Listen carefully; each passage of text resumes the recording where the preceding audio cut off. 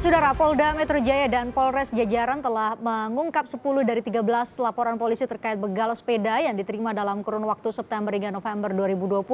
22 tersangka berhasil ditangkap dalam kasus ini. Kapolda Metro Jaya, Irjen Nana Sujana meminta pesepeda untuk menghindari tempat-tempat yang sepi.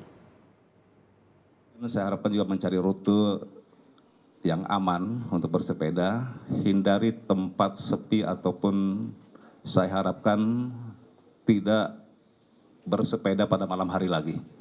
Karena pada malam hari ini juga walaupun kejadian kemarin ya, beberapa kejadian itu lebih banyak terjadi pada pagi hari, yaitu antara pukul 6.30 sampai dengan pukul 10.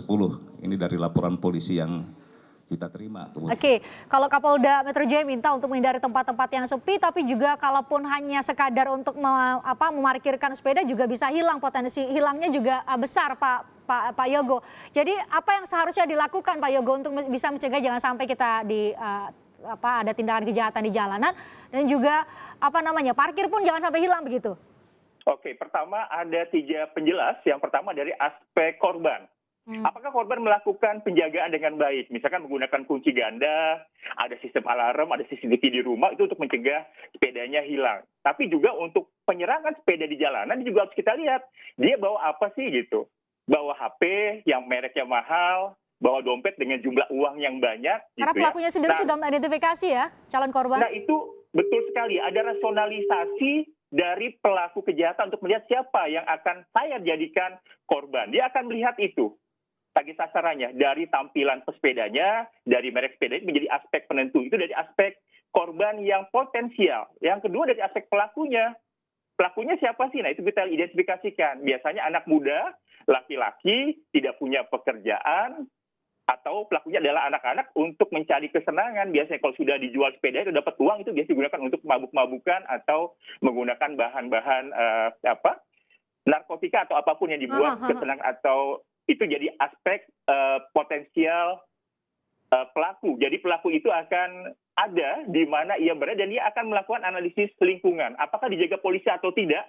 Okay. Apakah tempatnya aman atau tidak? Apakah masyarakatnya reaktif atau tidak? Jadi kalau ada masyarakat yang reaktif terhadap pelaku, nah itu dia juga akan memikirkan faktor resikonya. Yang terakhir adalah aspek penjagaan atau pengamanan.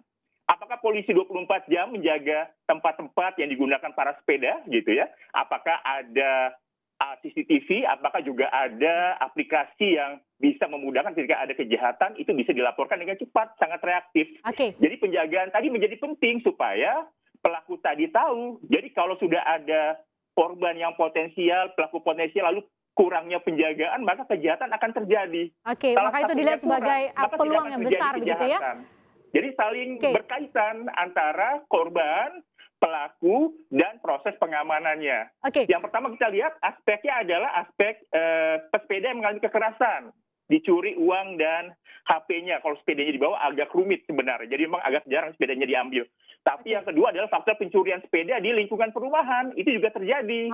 Diambil begitu ya untuk dijual. Betul. Karena relatif cepat untuk dijual dibanding dengan kendaraan-kendaraan lain. Dibandingkan dengan barang-barang lainnya. Begitu Mbak Prisi untuk menjelaskan mengapa terjadi kasus kejahatan sepeda tadi. Pak Putut, dari berbagai aspek yang dijelaskan oleh Pak Yogo tadi, dari komunitas Bike to Work sendiri menekankan hal mana? Apa yang paling urgent untuk dalam waktu dekat dilakukan untuk mencegah jangan sampai anggota komunitas setidaknya untuk jangan sampai mengalami kejahatan di jalanan atau sepedanya bisa hilang, dicuri begitu?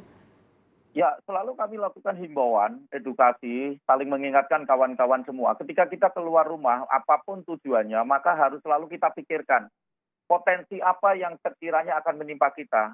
Kecelakaan lalu lintas, kejahatan di jalan. Maka ketika kita pikirkan itu, maka kita harus lihat bagaimana sepeda kita, bagaimana diri kita, bagaimana lingkungan kita saat kita bersepeda. Nah, ini yang selalu kita sampaikan kepada kawan-kawan semua.